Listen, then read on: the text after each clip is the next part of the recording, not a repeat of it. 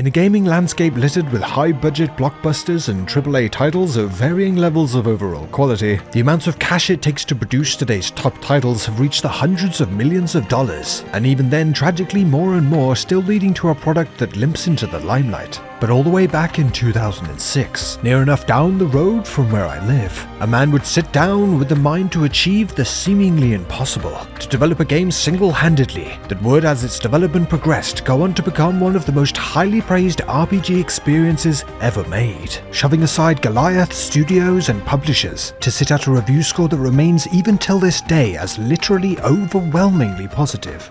But how exactly did developer Chris Hunt pull off this mind-blowing feat? What exactly makes up this rough-looking game to make it so unbelievably beloved to its thousands of active players? Well, today, my friends, we set out to find out, diving straight into its sandbox world, gearing up supplies for our adventure across the desert, and uncovering the magic that defied all odds. My name's Mitch Mannix, and this is Kenshi. When first booting up the game and setting up, Kenshi offers players a number of options of how they want their sandbox adventures to begin, with each being geared for difficulty or a particular playstyle. With examples such as heading out with some startup capital to become a trader, finding a dog that you haven't figured out whether it is a companion or dinner, or being exiled from your tribe and being left alone to fend for yourself. But today's tale has a far darker beginning, as out of the gate we will be enslaved. A hard difficulty start with a rather ominous hint, and with that we are sent to the character creation, which for a solo title has quite a lot of options to customize your hero, with race choices impacting initial stats and experience gains, and as we'll see a little later in the video, much more than that. But we need a hero for this adventure, so must of course call upon Arthur. Now I know what regulars of the channel may be thinking, but I finally decided to go with a completely serious character choice this time, as this is serious business. So this is Dear Arthur, and his sidekick Skibbity, a duo that are the best of friends, but have clearly fallen on hard times, as our adventure begins.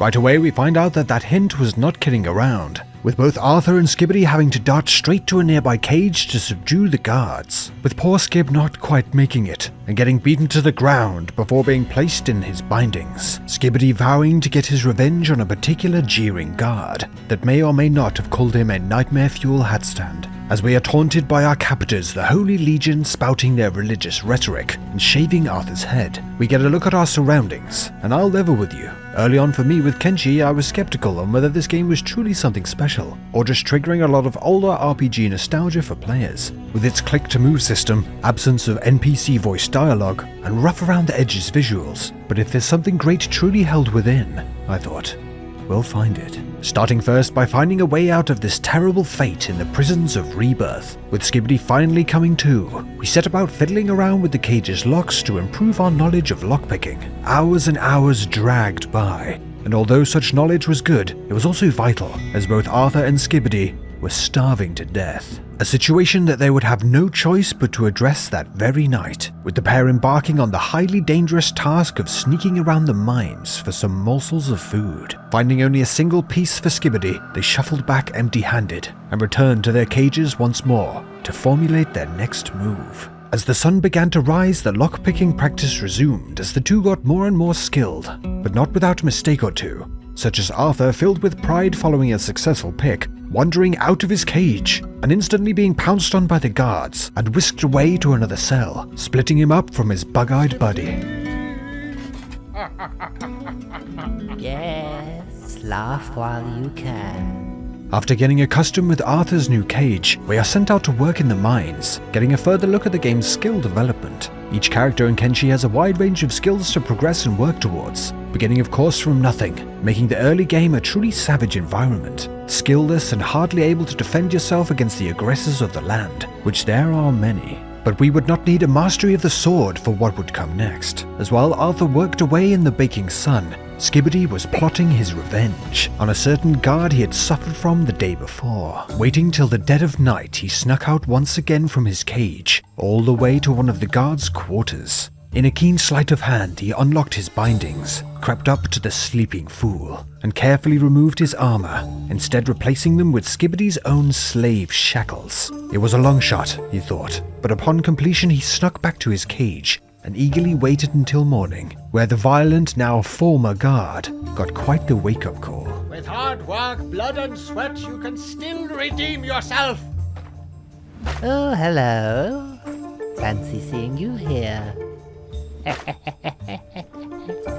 But revenge was not freedom, so after more working away in the mines and some extracurricular activities, the time was now or never, as Arthur in particular could not go on much longer without food.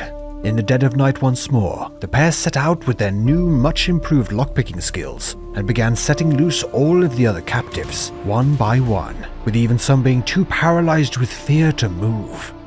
A small gang of potential escapees followed our two heroes, heading to the back entrance, and with the sun soon to rise, there was no turning back, and the entire group barreled past the guards in a bid for freedom, hoping that surely they could not stop them all. The sounds of their fellow inmates being cut down ringing in their ears, and after what felt like an eternity, they were clear of the horrors of rebirth, to quite ironically, begin their own. Following the road down, the pair came across an abandoned shack, still within throwing distance of their prison. They adopted caution exploring within, and opted to send only Skibbity, as Arthur began to unfortunately pass out with exhaustion and couldn't risk him face-planting mid-heist. Oh, fuck. Opening up the front door, Skibbity uncovered a treasure trove of food and supplies to get them on their feet. All rather convenient, Skibbity thought, until they found a note left on the upper floor, left by what was surely another ex-inhabitant of the Holy Nation's prison.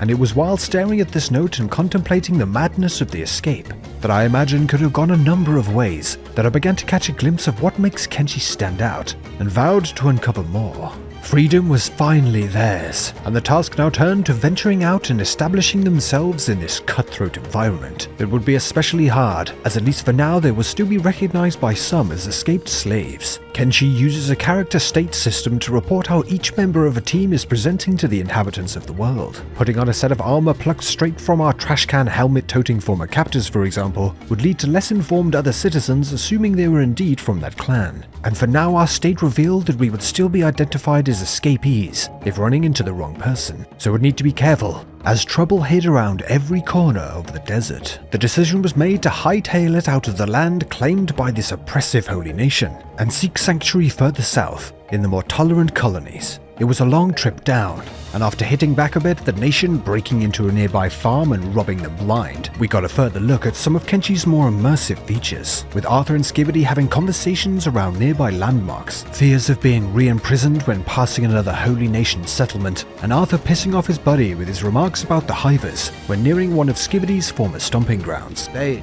the Hivers may be harmless enough, but don't let that fool you. Those guys are plain sneaky. Ouch. That hurts, you know. Oh, don't overreact. You know I don't mean you. No, Hive. After another tiring trek across the desert, the pair finally arrived at their new home for the time being, Squin, a town ran by the Shek race, and although not exactly the most friendly of bunch to outsiders, at least gives us a chance to develop our skills and maybe even a place to live. Buying a backpack, the two put their time in the mines to good use, by turning their mining skills into a moneymaker for some startup capital. And it was while working away an imposing figure wandered by, putting the trash can helmet-toting Holy Nation to shame. This was a laundry basket-toting shinobi assassin, striding through the land alone, and with stats like that, one can see why. Which made Skibbity think, if they could make it to where they resided, maybe they could join these mysterious shinobi and become just as powerful. The rare shinobi sighting was not all the surrounding area had to offer, it seems, as we of course had to make sure to keep an eye out for gangs of roaming bandits looking for easy targets, and dash back towards the safety of the hulking town guards to ensure victory and to get some combat experience, albeit brief, even when getting absolutely owned. Oh, fuck. With some funds finally lining our pockets after selling off some collected ore, we added to our party by picking up a pack bull from a gang of local animal traders. Picking up being the key phrase here, with Arthur taking it very literally indeed. The next addition to our party came after checking the local bar for someone to help Arthur with his unfortunate, very slave-like haircut, coming across a Shek mercenary looking to join us, which we just could not refuse, as something about her just spoke to us.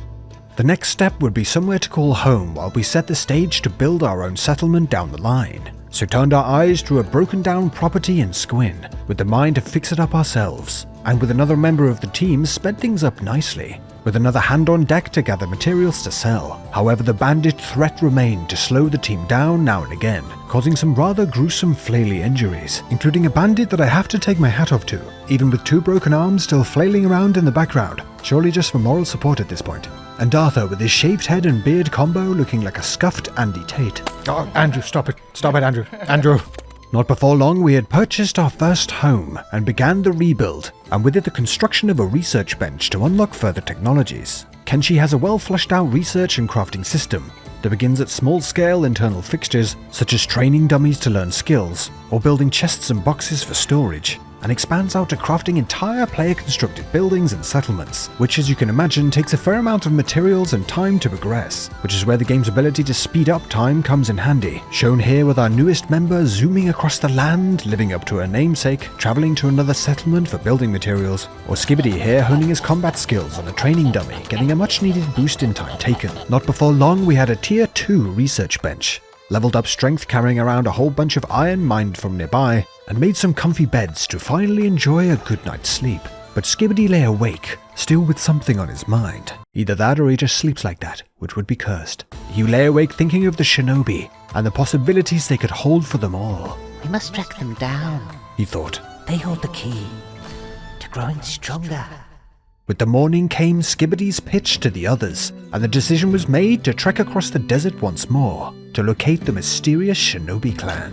With the group gathering their things and wasting no time, this new adventure would of course come with it a whole range of new dangers, coming across a colourful new land, and getting chased by a group of bandits deep within it, just to be awkwardly saved by Skibbity's former tribesmen, and on the way out getting introduced to one of the game's most formidable and hilariously named foes. I mean, what is he doing? What even is that? Can't think of it. What is it? It's just some sort of... Big thing! Ah, bloody hell! Taking another chance to snap back at the Holy Nation, ransacking another one of its properties, and after being chased, bitten, beaten and broken, ultimately arriving at the Great Desert, and with it soon after the settlement of Heft, the home of the Shinobi clan. With the other two exhausted from the journey, Arthur alone made his way to the clan's headquarters, and after paying for his acceptance into their ranks, made his way to their advanced training room, and began truly honing his skills, as he too had not forgotten that there was still a serious score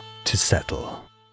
If it wasn't clear already, Kenshi does not need to have the sharpest visuals or the most cutting edge of gameplay mechanics. What Chris Hunt has done with this project is create a single-player open-world RPG sandbox that not only overflows with character and immersive elements, but one that constantly and dynamically sets the stage for an endless number of stories for the player to craft and experience.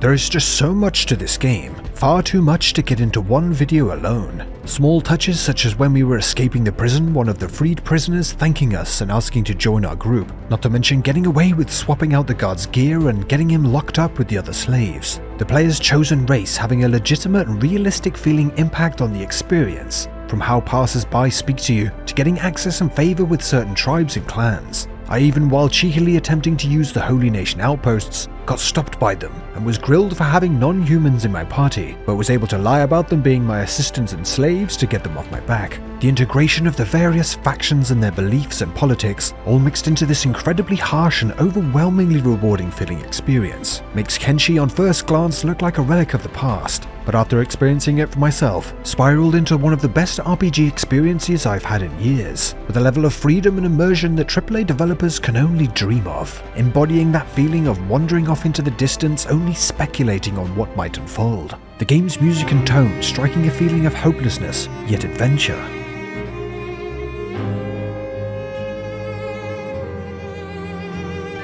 There is so much to this game that I feel like I'm only scratching the surface, and if you would like to see more of Arthur and Skibbity's journeys, as we uncover more of this incredible title, and maybe even settle some scores with the Holy Nation, let me know by dropping a like on the video, and of course your thoughts in the comments. And if you haven't tried Kenshi, don't be put off by first glances, as this game more than justifiably sits at an overwhelmingly positive score, following the work of a single man that through hard work and dedication pulled off what a lot would have thought impossible.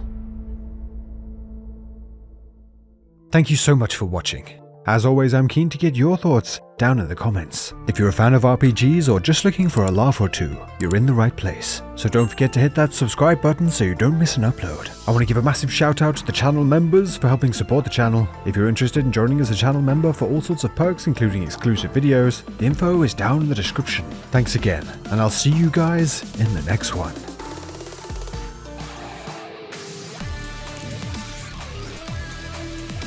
Shit. Jesus, calm down! Oh dear Lord, what have I done? Standing upon his steed like a Segne, the former being mostly due to his reputation of being slightly less than accurate with his spells for unknown reasons.